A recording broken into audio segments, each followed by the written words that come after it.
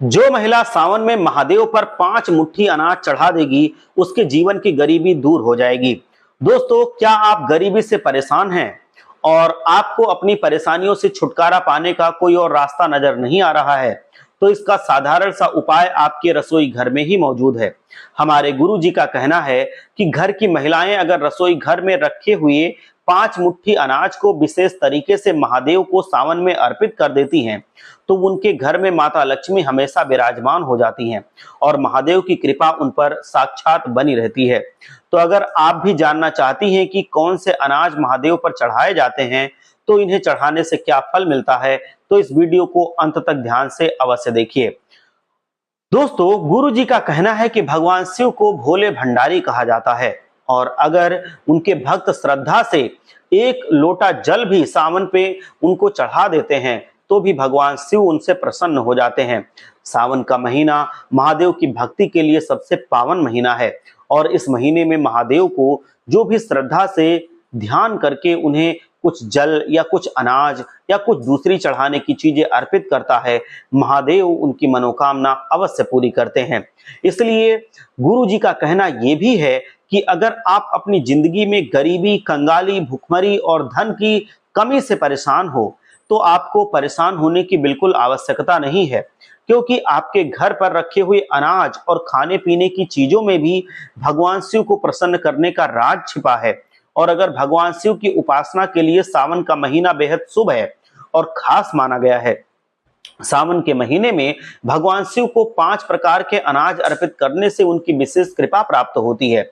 गुरु जी का कहना है कि शिवलिंग पर जो 5 मुट्ठी अनाज चढ़ाया जाता है, उसमें से पहला अनाज होता है चावल। चावल पूजा पाठ में इस्तेमाल पौराणिक काल से ही होता आ रहा है। जो चावल पूजा पाठ में इस्तेमाल किए जाते हैं, उन्हें अक्षत कहा जाता है। शिवलिंग पर अगर आप सफेद चावल चढ़ाते हैं, मतलब अक्षत चढ़ाते हैं, तो आपको बहुत धन लाभ होता है।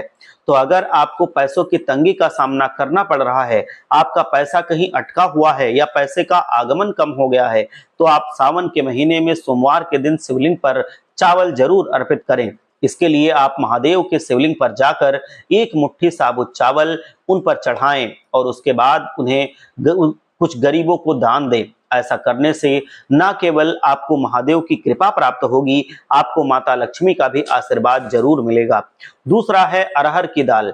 दोस्तों, गुरु जी का कहना है कि सावन के दौरान शिवलिंग पर अरहर की दाल अर्पित करना अत्यंत शुभ होता है। शिव पुराण के अनुसार सावन में 1 मुट्ठी अरहर की दाल महादेव पर अर्पित करने से ऐश्वर्य और सुख समृद्धि में वृद्धि होती है। साथ ही आपके जीवन के सभी दुखों से छुटकारा मिल जाता है। तीसरा है, गुरु जी का कहना है कि शिवलिंग पर गेहूं चढ़ाने से बहुत फायदा होता है। आपकी शादी को अगर लंबा समय हो गया है और आपको संतान की प्राप्ति नहीं हो रही है, तो गेहूं चढ़ाने से आपको संतान की सुख का लाभ मिल सकता है। इतना ही नहीं, शिवलिंग पर गेहूं चढ़ाने से बौद्धिक स्तर का भी विकास होता है। तो जो पढ़ने वाले स्टूडेंट्स हैं, उनको भी सावन के महीने में शिवलिंग पर गेहूं अवश्य डालना चाहिए, चढ़ाना चाहिए। अगला है काला तिल। इसके अलावा गुरु जी का कहना है कि सावन में महादेव को अगर आप काला तिल चढ़ाते हैं, तो भी आपको बहुत लाभ होता है। आप बेलपत्र और फूल आप ले लें और काला तिल ले लें, इसको आप भगवान शिव पर चढ़ाएं, बहुत फायदा होगा। अगर सावन में आप एक काले तिल को महादेव को अर्पित करते हैं, तो आपके ऊपर कितना भी बड़ा कर्ज हो, वो धीरे धीरे करके आपका खत्म हो जाएगा। भगवान शंकर नए नए रास्ते खोल देंगे, जिससे धन ज्यादा आने लगेगा। आपका कर्ज समय से पहले ही पूरी तरह से कट जाएगा। आप ये जरूर करें और अपने कर्ज से मुक्ति पाएं। हर हर महादेव।